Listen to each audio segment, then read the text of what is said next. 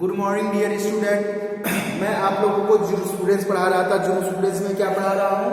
Jurisprudence में बताया था उस दिन क्या, ऐतिहासिक विचारधारा। और आज मैं आपको क्या बताने जा रहा हूँ? समाजशास्त्रीय विचारधारा। ठीक है, sociological school.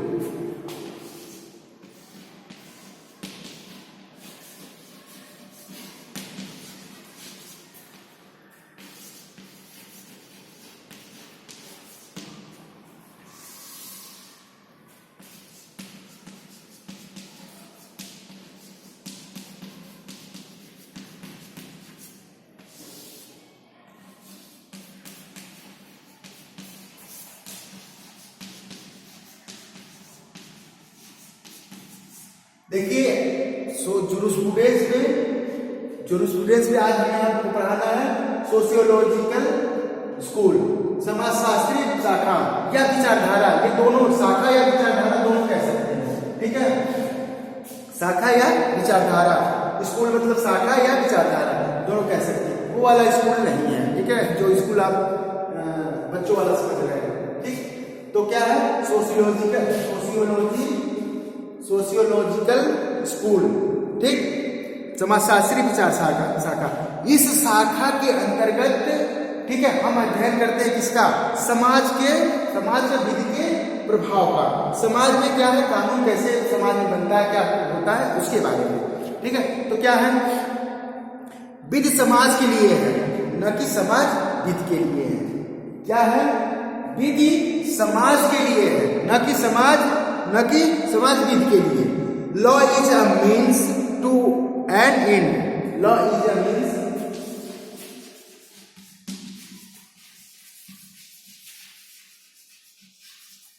Means to an and.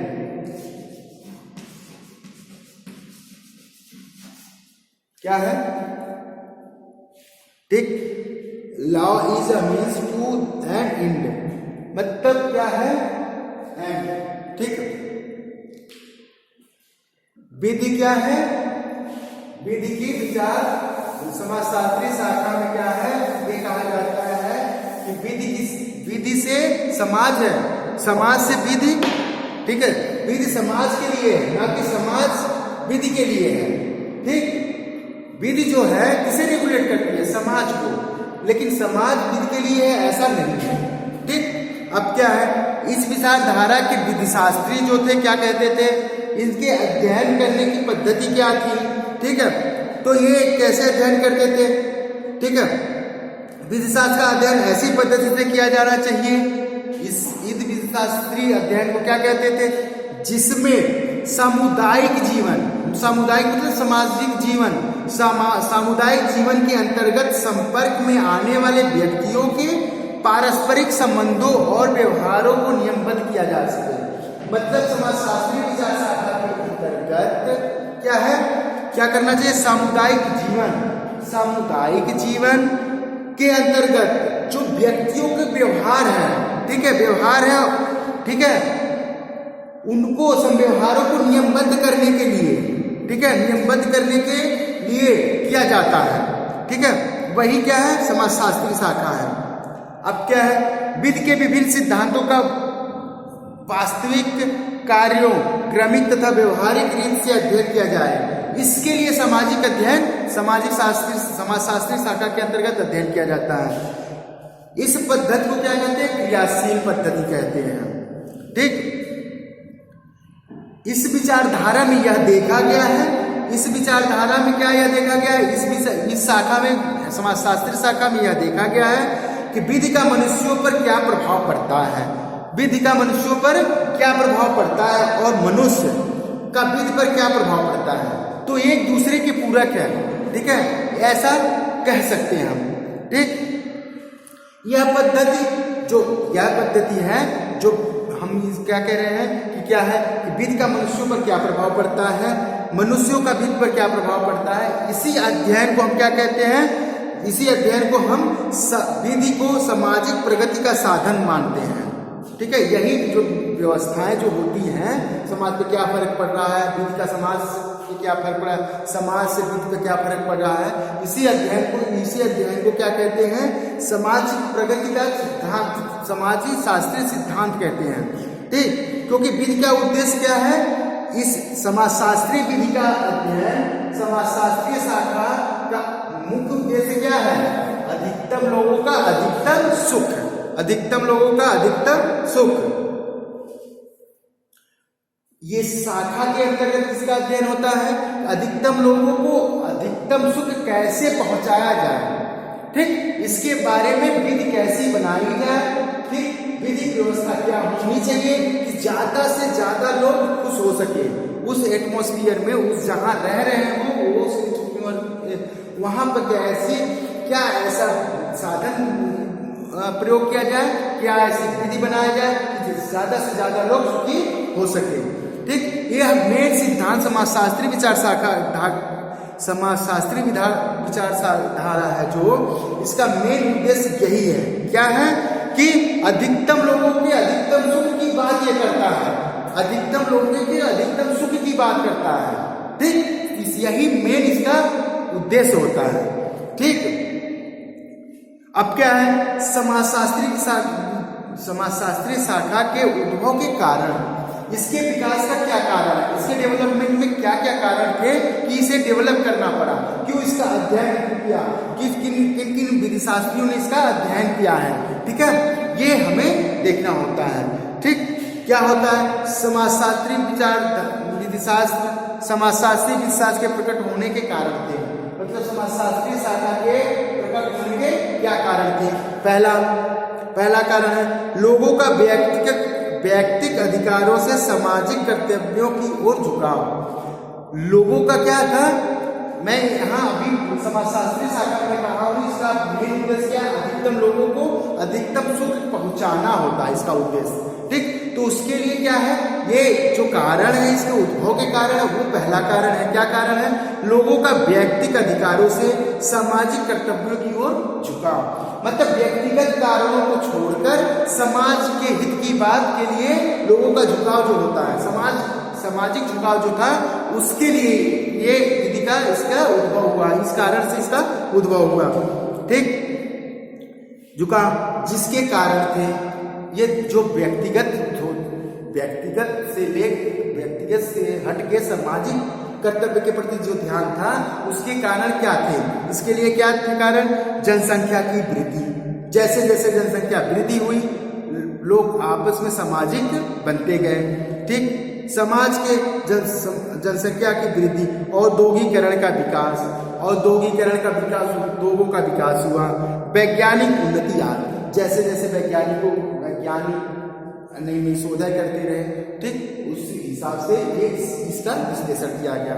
ठीक, दूसरा क्या है, ऐतिहासिक शाखा द्वारा कानून और समाज के परस्पर संबंधों पर अधिक जोर।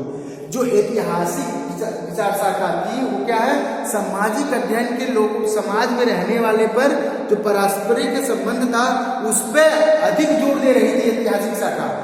तो इसके उपलक्ष्य में क्या हुआ, ये समाजशास्त्री शाखा का भी उद्भव हो गया। ठीक, तीसरा है राज्य द्वारा आदमी के हर काम पर अधिकाधिक नियंत्रण। राज्य द्वारा जो भी काम था, उस पर क्या था, जो काम था, हर काम पर क्या था, जो नियंत्रण करता था, उसके लिए क्या है, सामाजिक विचार शाखा का उद्भव हुआ, समाजशास्त्री शाखा का उद्भव हुआ। ठीक, चौथा विश्लेषणात्मक पद्धति की कमियां और असफलताएं। जो विश्लेषणात्मक अध्ययन था, एक पद्धति थी, उसकी जो कमियां और असफलताएं थी, उसके कारण इसका विकास हुआ। ठीक, विद्रोह एवं वर्ग संघर्ष। जब विद्रोह हुआ, समाज में विद्रोह हुआ, वर्ग में जैसे वर्ग बना के ग्रुप बना के झगड़े होने लगे, संघर्ष होने लगे, आपस में वैमनस्य होने लगा, तो समाजशास्त्री शाखा का विकास हुआ। ठीक है, कि ये नहीं करना चाहिए, वो नहीं होना चाहिए। ठीक है, इसके लिए अब क्या है, इसके क्या है, जो इस शाखा को क्या मानते हैं, मुख्य विधिशास्त्री कौन है, मुख्य विधिशास्त्री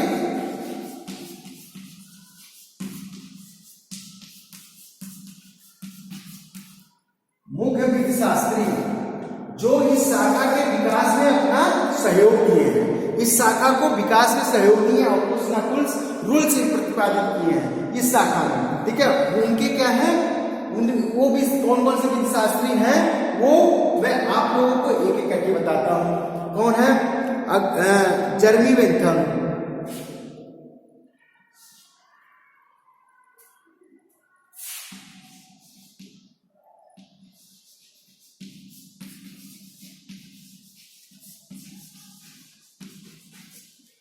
जर्मी बेंथम ने क्या किया था, इस सिद्धांत का सपोर्ट किया था और इस सिद्धांत में विकास करने में इसने अपना योगदान दिया था जर्मी बेंथम ने, ठीक है।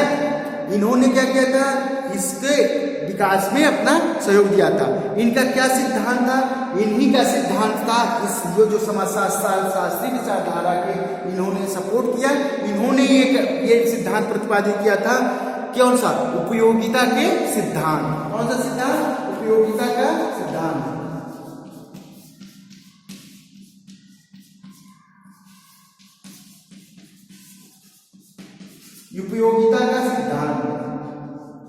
उपयोगिता के सिद्धांत, ठीक है। थ्योरी ऑफ यूटिलिटी, उपयोगिता का सिद्धांत इन्होंने ही कहा था।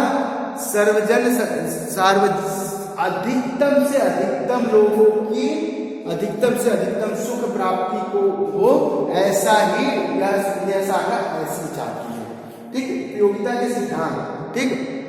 मैं बताता हूं इनका सिद्धांत क्या है। उपयोगिता के सिद्धांत पर आधारित है। जो इनका सिद्धांत विश्लेषणात्मक समाजशास्त्री शाखा है, इन्होंने उपयोगिता के सिद्धांत को, थ्योरी ऑफ यूटिलिटी को के सिद्धांत पर आधारित किया। क्या किया? उनके अनुसार क्या, यह देखना चाहिए कि मनुष्य के अमुक आचरण से सुख में वृद्धि हुई या दुख में। इसी कारण उन्होंने इस बात पर जोर दिया, किसने? बेंथम ने इस बात पर जोर दिया कि विधायन का प्रमुख उद्देश्य यह होना चाहिए कि विधि द्वारा मानव सुख में वृद्धि करे।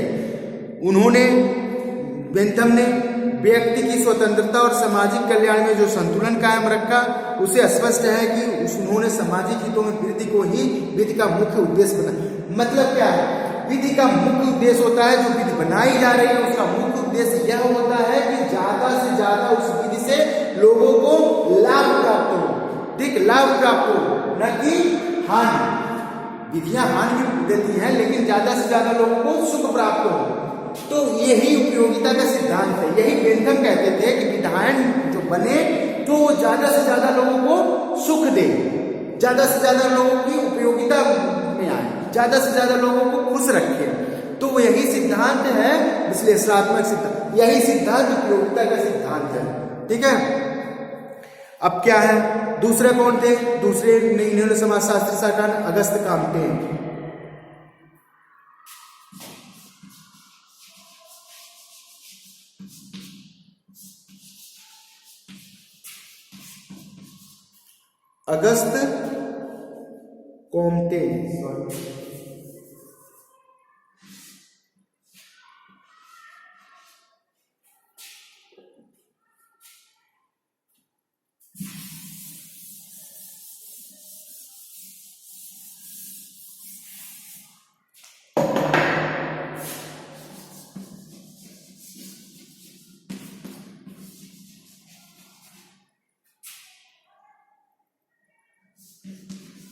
अगस्त कॉम्टे, अगस्त काम्टे, ठीक। अगस्त काम्टे ने भी एक सिद्धांत प्रतिपादित किया है, ठीक है। क्या कहा है कि समाजशास्त्रीय अध्ययन को विज्ञान के रूप में परिभाषित करने, यह क्या है?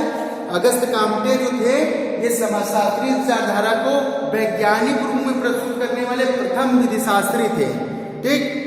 इन्होंने वैज्ञानिक प्रमाणवाद विचारधारा को जन्म दिया। क्या दिया? वैज्ञानिक प्रमाणवाद विचारधारा को इन्होंने जन्म दिया है अगस्त काम्टे ने, ठीक। इनके मतानुसार प्रत्येक बिंब पूर्व कल्पित विचारों पर आधारित न होकर अनुभव और निरीक्षण पर आधारित होना चाहिए। मतलब पूर्व पे निर्धारित नहीं होना चाहिए, अनुभव और परीक्षण पर जो भी लॉ विधि बनाए वो होना चाहिए, ठीक। अगस्त काम्टे ने मानव समाज का सुधार तक विकास हो सकता है, ऐसे विधिक कानून बनाए जाए जो वैज्ञानिक प्रमाणवाद से हो और जो अनुभव और किस पे है, निरीक्षण पर आधारित हो,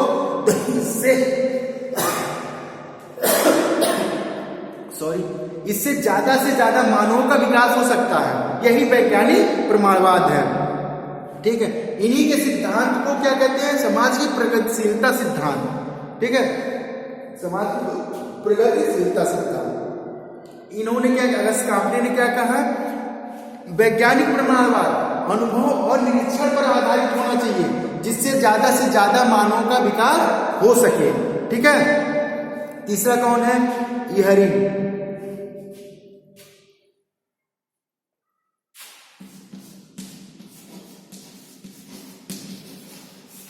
इहरिंग है। ठीक, इहरिंग है। इहरिंग के अनुसार क्या है, इहरिंग ने क्या कहा है, विधि लक्ष्य प्राप्त करने का एक माध्यम है। इहरिंग क्या कहते हैं, विधि लक्ष्य प्राप्त करने का एक माध्यम है। सही भी है, क्योंकि विधि का लक्ष्य होता है कि समाज में कानून का पालन कराना और अपराध को कम करना। ठीक, लोगों के वैमनस्य को कम करना। ठीक, आपराधिक प्रकृतियां कम हो। ठीक ठीक, इहरिंग के अनुसार विधि का उद्देश्य व्यक्तिगत हितों को एक रूपता देते हुए सामाजिक हितों की सुरक्षा प्रदान करना है। व्यक्तिगत हितों की सुरक्षा करते हुए सामाजिक हितों का क्या है, सुरक्षा प्रदान करना है। उन्हें आगे बढ़ाना है। सामाजिक हितों को सुरक्षा प्रदान करके उन्हें आगे बढ़ाना है। ठीक, इहरिंग ने और तर्क दिया है, क्या दिया है, व्यक्तिगत हितों तथा सामाजिक हितों के बीच द्वंद्व की स्थिति को टालना ही विधि का प्रमुख उद्देश्य होता है।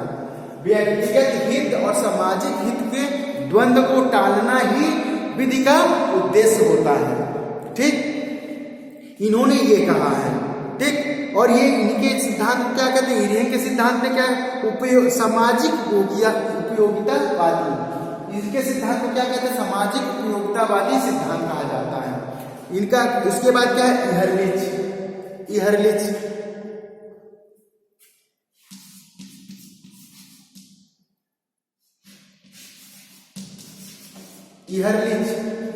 इहरलिच के अनुसार क्या है, इहरलिच ने क्या कहा है, इन्होंने क्या कहा, समाज विशेष के इनके अनुसार क्या है, किसी समाज विशेष की वास्तविक विधि वस्तुतः वहां के पारस्परिक विधि स्रोतों, संविधियों और निर्णीत बातों में सन्निहित होती है।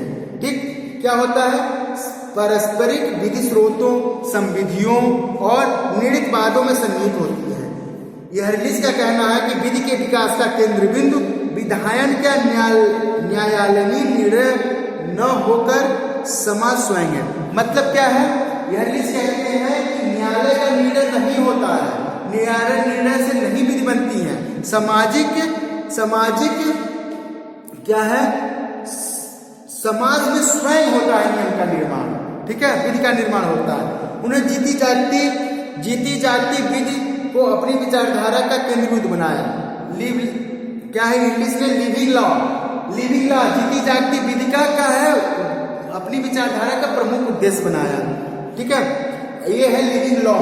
इहरलिच ने लिविंग लॉ के बारे में बताया कि जीती जागती विधि जो होती है वही होती है, समाज में चलती है। ठीक है, ड्यूगिट मेहोल्डर ने क्या कहा है, ड्यूगिट का सिद्धांत है सामाजिक समयता का सिद्धांत, सोशल सॉलिडेरिटी। मतलब समाज में जो सर्वोच्च लक्ष्य है मनुष्य का क्या होता है, सोशल सॉलिडेरिटी का है। मनुष्य समाज का सर्वोच्च उद्देश्य होता है, लक्ष्य होता है, क्या होता है, मनुष्य एक दूसरे के सहयोग से सुखमय जीवन की ओर अग्रसर हो। ये ड्यूगिट की सिद्धांत वाले सामाजिक समयता का सिद्धांत क्या है कि ज्यादा से ज्यादा लोग व्यक्ति सामाजिक जो समाज है उसको क्या है, मनुष्य का जो लक्ष्य है वो प्राप्त करने के साधन बनते हैं। विधि द्वारा जो होता है वो लक्ष्य जो है प्राप्त करने का कारण होता है। तो ये जो विधियां बनाई जाती है उससे ज्यादा से ज्यादा लोगों की जीवन सुखमय हो, इसके लिए विधियां का निर्माण किया जाता है। ड्यूगिट ने कहा।